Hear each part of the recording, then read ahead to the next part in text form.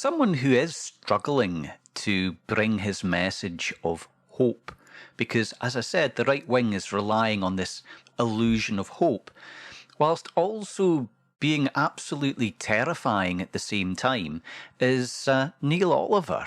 I swear on my absolute honour as a plague doctor that this footage is unmanipulated. This is how Neil Oliver genuinely chooses to present himself.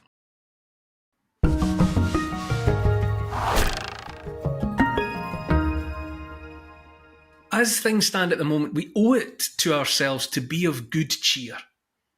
I say this to you with all sincerity, fellow travellers. Be of good cheer. What's there to be cheerful about? Inform us. In the hope that we're finally witnessing the end of all that's wrong in the world. Incredible, Neil. What's going to bring in this global age of enlightenment and peace? And it won't be pretty, this ending of all that's wrong. Okay, Neil, I thought you were bringing us a love letter and good cheer, and now you're saying it's not going to be pretty. On the contrary, it will be ugly. There's no getting away from it. You have to face up to it. But it has to happen. It's a process through which we have to go. And once the ending is over, there will be, of course, a beginning, a new beginning. And we can definitely, if we are minded so to do, we can see the beginning of the ending now.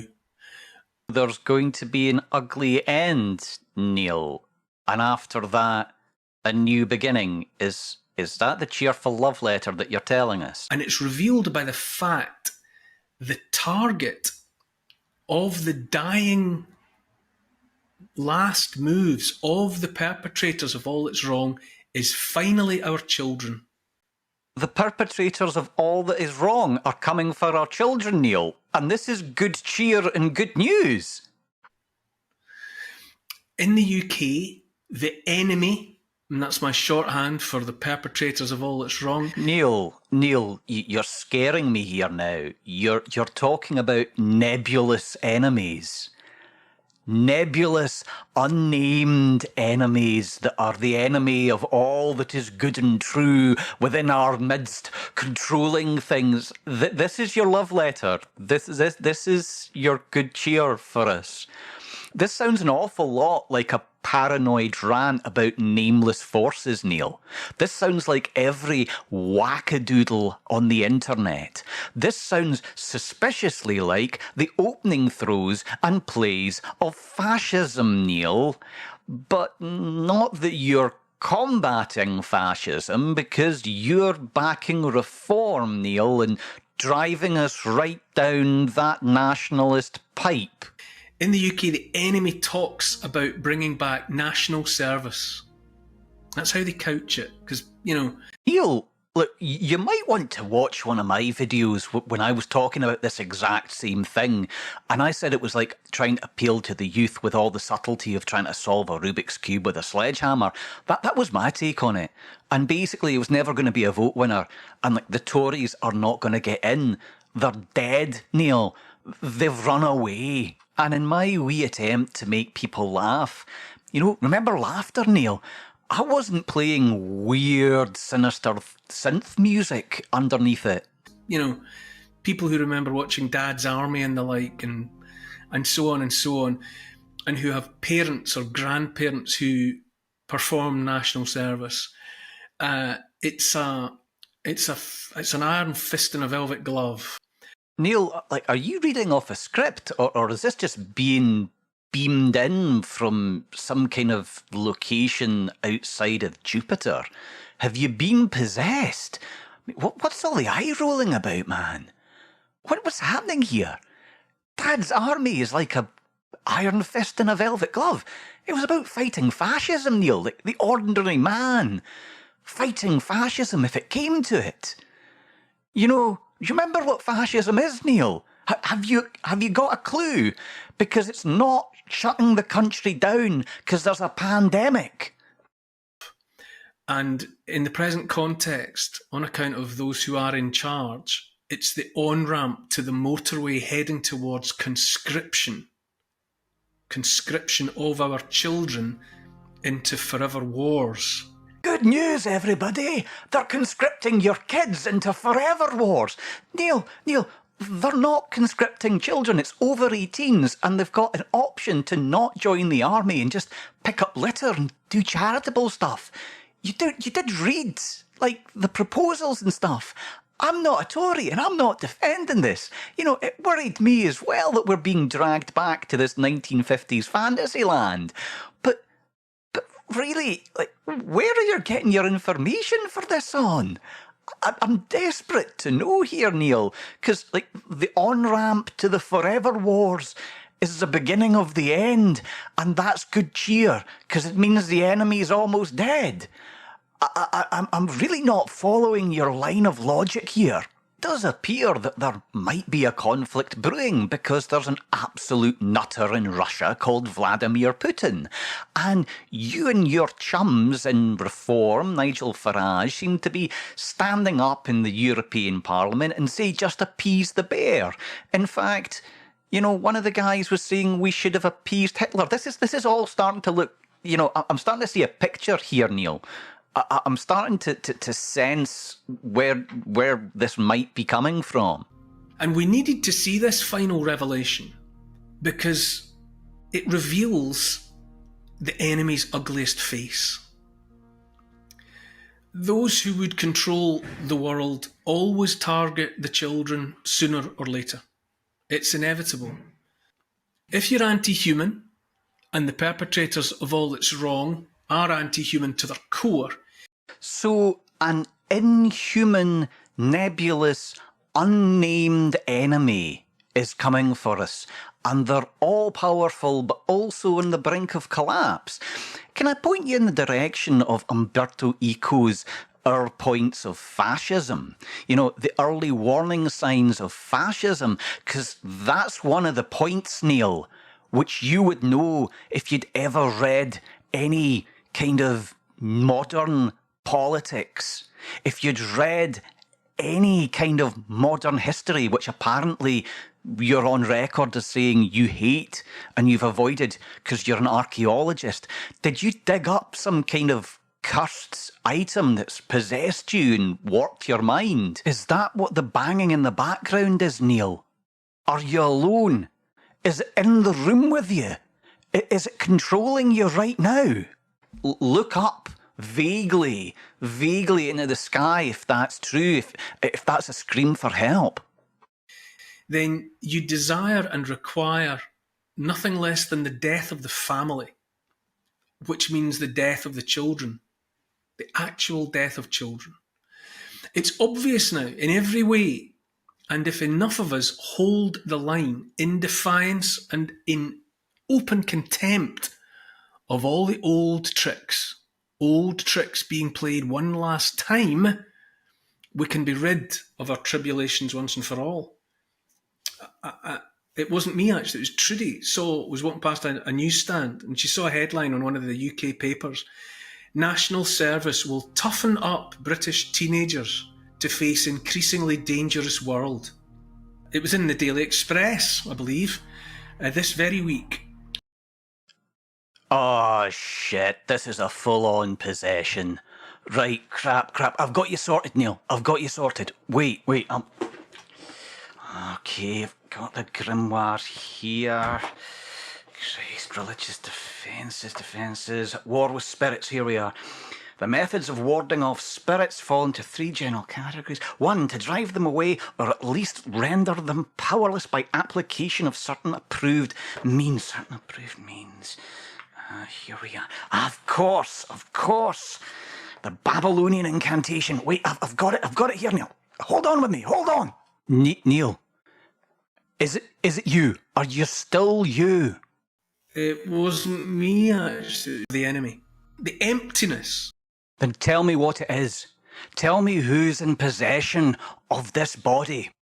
The enemy of all that's good, all that we might be and all that we might enjoy, worst of the foul drags, its complete lack of any sound substance of its own leaves it no option but to wrap itself, to cloak itself, to disguise itself with the garments of another. Since It's the antithesis of life and humanity, what it means to be human and alive.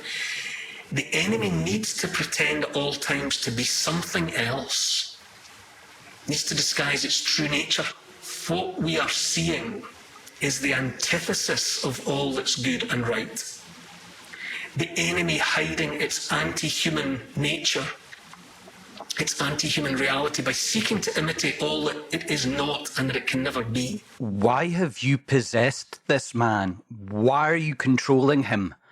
For what purpose? For what ends is this charade?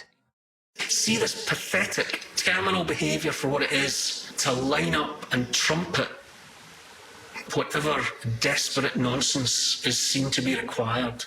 Aside from the knocking, Neil, are there any other strange behaviours? Wounds deliberately self-inflicted.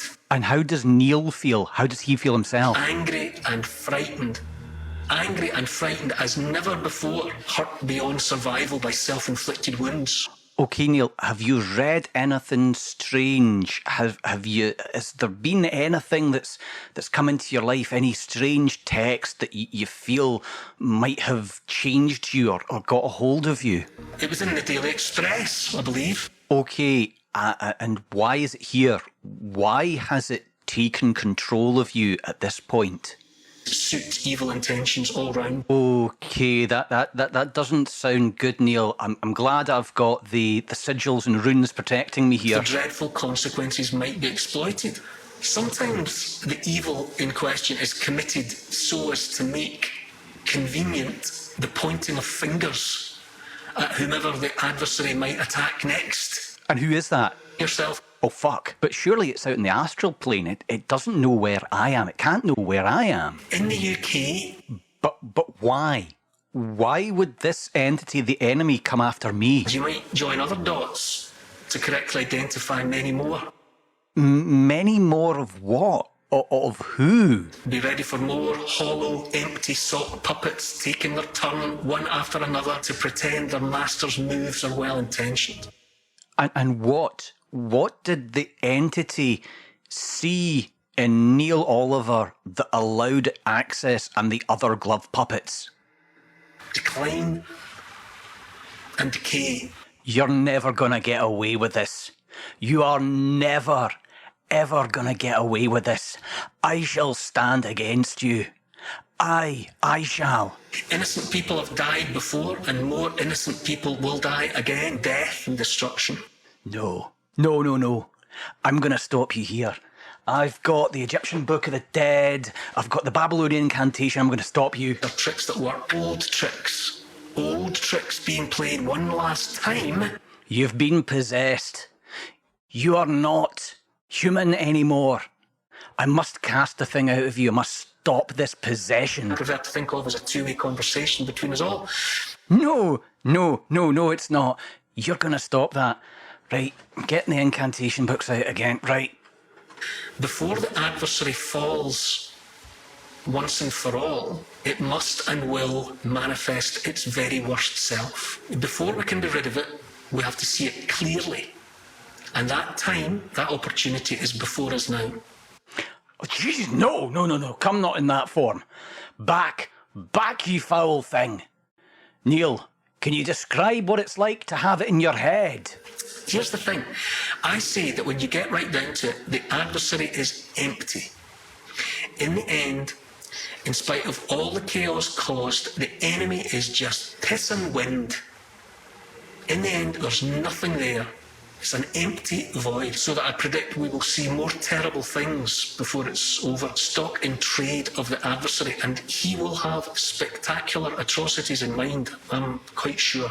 Horrors shaped to frighten the gullible into accepting any offer of protection. And what are you going to say when I banish that thing that's squatting in your brain? A bad boy did it and he ran away. And what happens next? What are his next plans? Death and destruction, I predict, to be called for by false prophets. Every time the adversary gets his way, it's ordinary people that pay the price. Christian, Muslim and Jew.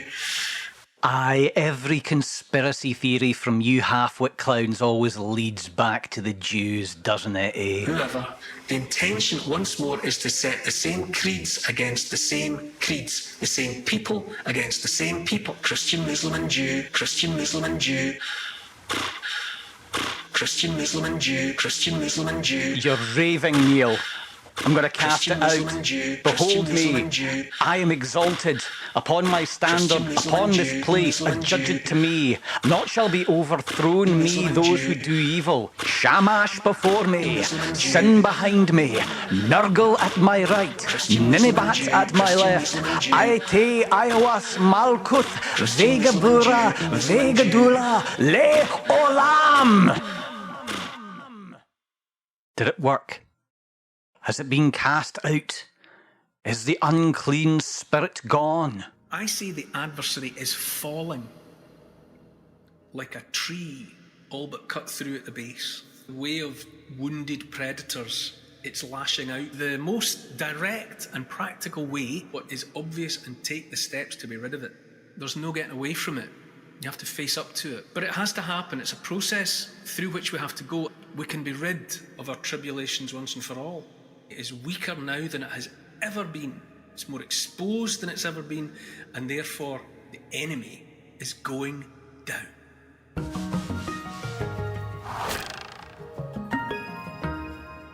Okay, I've put a link to the actual video from Neil Oliver without my shenanigans about halfway through. It's not much less demented when you go through the actual thing. This is Plague Doctor Jim signing off.